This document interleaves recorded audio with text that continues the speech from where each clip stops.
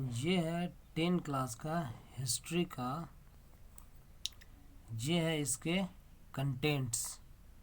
Contents मतलब विषय वस्तु। हमें इस चैप्टर में क्या क्या पढ़ना है इस बुक में। ये है the rise of nationalism in Europe, यानी कि यूरोप में राष्ट्रवाद का उत्थान, यानी कि राष्ट्रवाद का जगना। In 1848, Frederick Sorrow, a French artist, 1848 Frederick Sorrow, a French artist, prepared a series of 4 prints. 1848 में फ्रेडरिक सॉरो जो कि एक फ्रेंच कारीगर था, उसने 4 सीरीज यानी कि सीरियल वाइज 4 किताबें जो थी उसने लिखा। His dream of a world, उसने अपने स्वप्न के बारे में लिखा। Of democratic and social Republic, जो कि लोकतंत्र और सामाजिक गणतंत्र पे था। एज ही कॉल्ड देम, जैसा कि उसने स्वप्न देखा था उस आधार पर उसने किताब लिखा। The first print of the series show the peoples of Europe, पहला छपाई इसका क्या दिखाता है तो यूरोप अमेरिका के लोगों का। Men and women of all age and social class, आदमी और औरत जो कि सब उम्र के और सभी वर्गों के थे। Marching in a long train offering homage to the statue of liberty, मतलब कि जैसा चित्र में दिख रहा है सब एक ट्रेन के रेलगाड़ी का जैसा कतार बनाकर चल रहे हैं और स्टैचू ऑफ लिबर्टी के सामने अपना शीश झुका रहे हैं। As you recall, artist of the time of the French revolution personified liberty as female figure, जैसा कि तुम्हें पुनः स्मरण होगा कि फ्रेंच रिवोल्यूशन यानी कि फ्रेंच क्रांतिकारी के समय जो कारीगर थे वह आज़ादी को फीमेल फिगर यानी कि एक महिला का चित्र के रूप में जानते थे। Here you can recognise the torch of enlightenment, यहाँ पे तुम प्रकाश का जो टॉर्च है उससे पहचान सकते हो।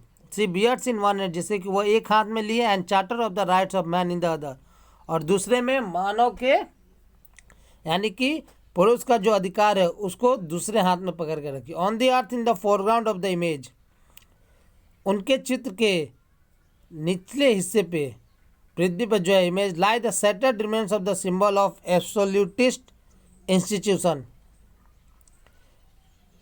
और उनका जो नीचे वो जिस पे खड़े हैं वो एक संस्था के बारे में जिक्र कर रहा है। इन सुराज यूटोपियन विजन, सुराव का जो उपनिवेश का जो उनका दृष्टि था सुराव का, the peoples of the world are grouped as distinct nation, विश्व के लोगों को एक अलग ही राष्ट्र का पहचान दिया गया था। Identified through their flags and national colour, जिसे कि उनके झंडे और राष्ट्रीय कपड़ों से पहचाना जाता था।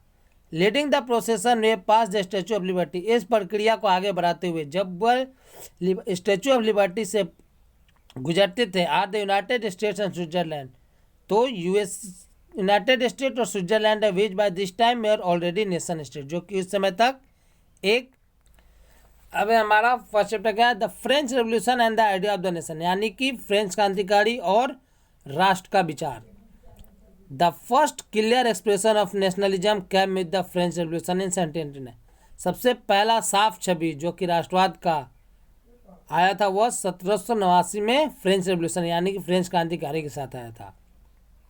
France as you would remember was a full fledge territory state, France जैसा कि तुम्हें याद होगा पूरे तरह से एक केंद्र शासित राज्य था। In 1789 under the rule of an absolute monarch, एक राजा के शासन के अंतर्गत। The political and constitutional changes that came in the wake of the French revolution, राजनीतिक और संवैधानिक परिवर्तन जो कि फ्रेंच क्रांतिकारी के जगने से आया, led to the transfer of sovereignty from the monarchy to a body of French citizen, वह क्या किया कि राजा के हाथों से जो ताकत था संप्रभुता था उसे क्या किया उसने फ्रेंच नागरिकों के पास पहुंचा दिया। The revolution proclaim that it was the people who henceforth constitute the nation and shape it's destiny, क्रांतिकारी ने यह घोषित किया कि यह लोग हैं जिन्हें कि संविधान का जरूरत है और वह राष्ट्र को बना सकते हैं और उसके अपने लक्ष्य का आकार दे सकते हैं। From the very beginning the French revolutionaries,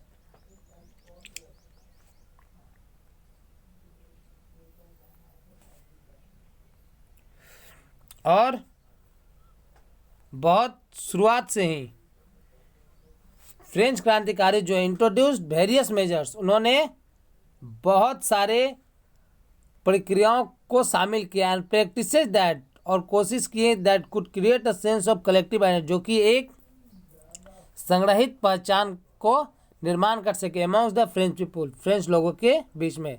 the ideas of ला पैट्री, द फादरलैंड एंड ली सिटियन द सिटीजन, यानी कि जो कि पूर्वजों का जमीन है और जो नागरिक है। Emphasise the notion of united, उसने जोर दिया किस पे, तो द नोशन ऑफ यूनाइटेड, एक एकत्रित समुदाय एंजॉइंग इक्वल राइट्स अंडर, जो कि समान अधिकार का उत्सव मना रहे थे किसके नेतृत्व में, तो अंडर ए कॉन्स्टिट्यूशन, यानी कि संविधान के अंतर्गत।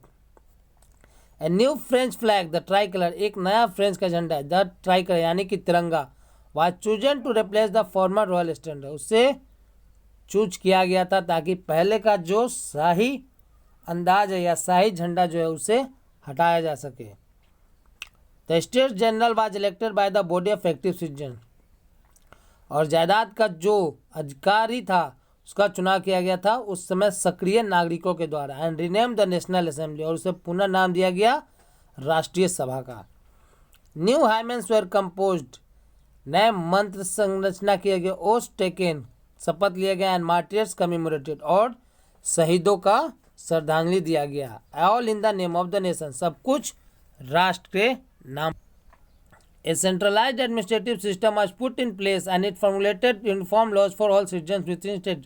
एक केंद्रीय प्रशासनिक प्रथा जो था उसे जगह पर रखा गया और उसने सभी नागरिक के लिए समान नियम लागू किए। इंटरनल कस्टम ड्यूटीज, अंदरूनी जो सामान का जो ड्यूटीज था, यानी कि वहाँ पे जिनसे लगाया गया था। एंड ड्यूज आर एबोलिश्ड, मतलब कि सामानों पर जो कर था उसे छूट कर दिया गया। And uniform system of weights and measure weight, और एक संचारित तरीका वजन का और मपाई का उसे अपनाया गया। यानी कि पहले किसी भी चीज़ों पर जो कर लगता था बिना किसी के जांच का, अब हर चीज़ों का वजन होगा, मापा जाएगा और उस पर कर लगाया जाएगा। रीजनल डायलेक्ट्स वर डिस्करेज, क्षेत्रीय भाषा को कम कर दिया गया। And French as it was spoken written in Paris become the, और वहाँ पे फ्रेंच भाषा का अनिवार्य कर दिया गया। The revolutionaries further declare that it was the mission, क्रांतिकारियों ने बाद में आगे चलकर घोषित किया कि वह उनका लक्ष्य है। And the destiny of the French nation to liberate the peoples of Europe,